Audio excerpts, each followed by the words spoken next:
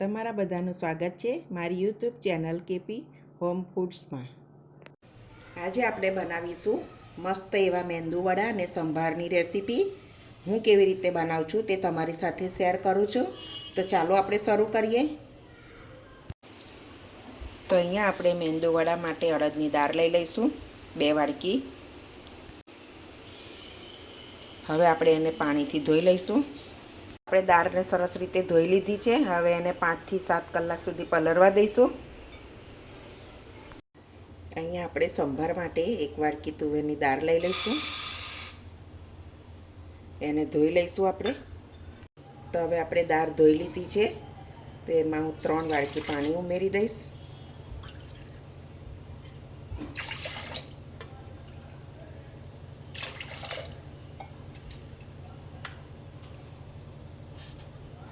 થોડી હળદર ઉમેરીશું, સ્વાદ પ્રમાણે મીઠું,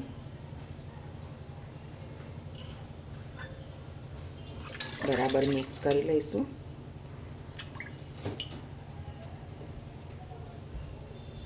વચ્ચે આપણે સરગવાની સીંગ લઈ લઈશું। કુકરનું ઢાંકણ બંધ કરી અને 3 થી 4 વિસલ કરી લઈએ। તો દાળ પલળી ગઈ છે સરસ। હવે આપણે મિક્સર જાર લઈ લઈએ।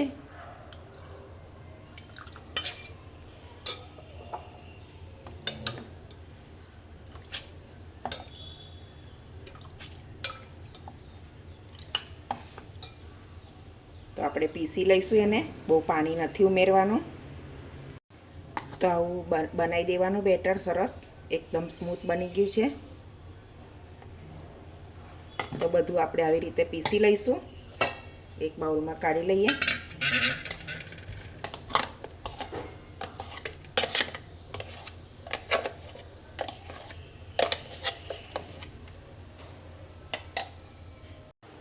આપણે બધું ખીરું પીસાઈ ગયું છે। તો આપણું કુકર થઈ ગયું છે।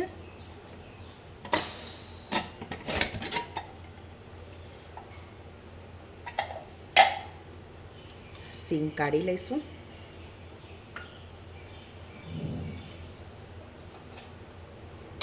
સરસ દાળ બફાઈ ગઈ છે।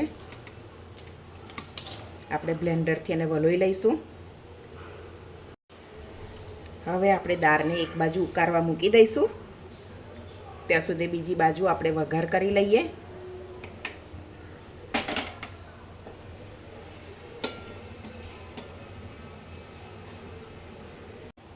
અહીંયા વઘાર માટે મેં રાઈ લઈ લીધી, થોડા મેથી, અડધી ચમચી જેટલું જીરું, થોડી હિંગ,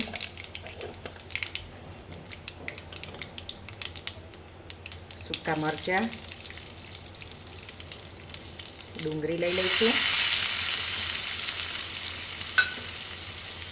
ડુંગળી બરાબર શેકી લઈએ।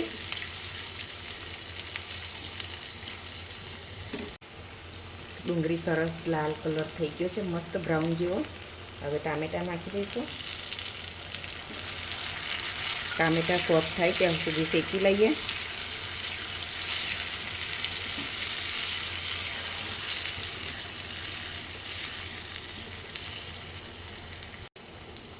તો ડુંગળી ને ટામેટાં સરસ સોતે થઈ ગયા છે।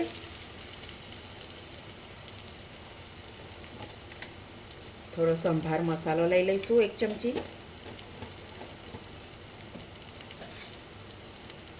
અડધી ચમચી હળદર, 1 ચમચી લાલ મરચું, બરાબર મિક્સ કરી લઈએ।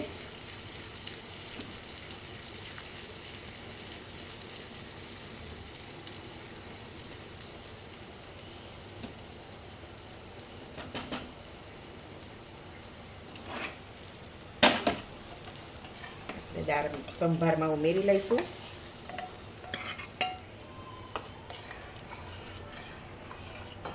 બરાબર મિક્સ કરી અને એને ઉકળવા દઈશું।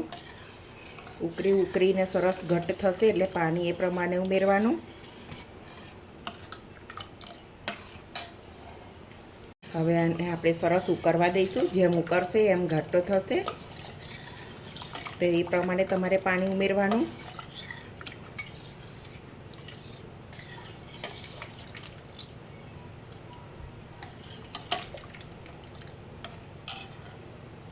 તો આપણે ખીરું બરાબર મિક્સ કરી લઈએ. એને આ રીતે એક જ દિશામાં ફેરવવાનું છે. સરસ ફેટી લેવાનું. જેટલું ફેટશો એટલું હલકું અને સરસ સોફ્ટ થશે.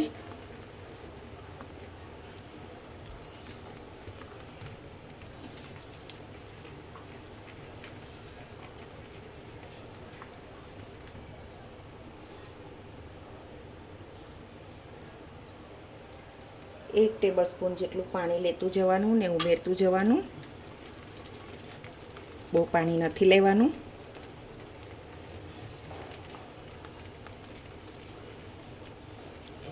એક જ દિશામાં ફેટતું જવાનું.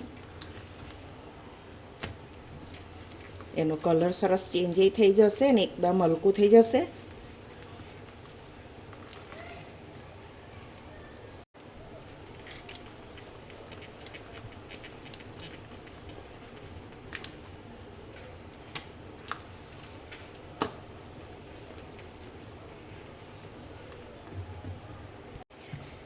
તો 5 મિનિટ જેવું ફેટાઈ ગયું છે.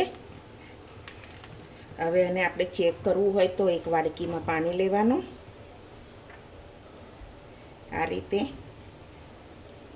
થોડું નાખી દેવાનું. જુઓ તરે છે એટલે આપણું ખીરું થઈ ગયું છે સરસ. એકદમ હલકું થઈ ગયું છે. તો હવે મેંદુવડા માટે આ ખીરું સરસ છે તૈયાર.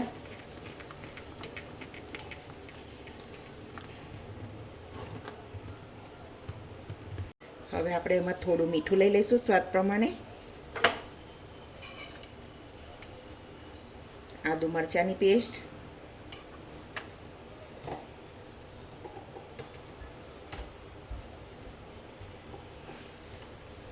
થોડા ધાણા લઈ લેવાના, 1 ચમચી જીરું, બરાબર ફેટી લેવાનું. મિક્સ થઈ જાય સરસ.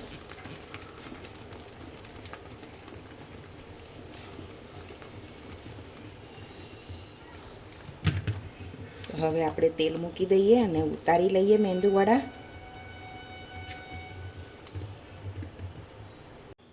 તો આપણે આ રીતે પાણીવાળો ડોયો કરી લેવાનો. વચ્ચે હોલ કરી દેવાનો સરસ.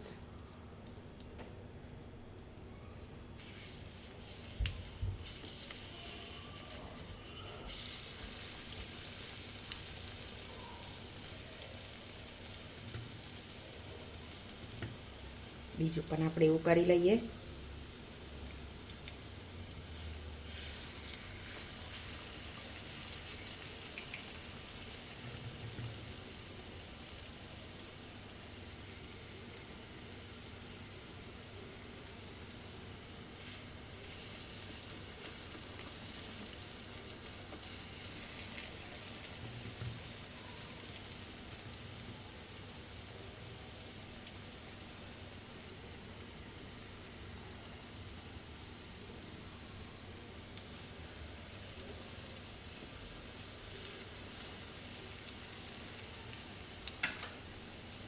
તો આપણે બધા આ રીતે કરી લઈશું.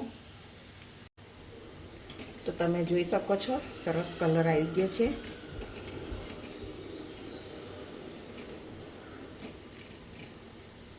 આપણે એને કાઢી લઈશું. બધા આ રીતે બનાવી લઈએ. તો આપણો સંભાર સરસ ઉકળી ગયો છે.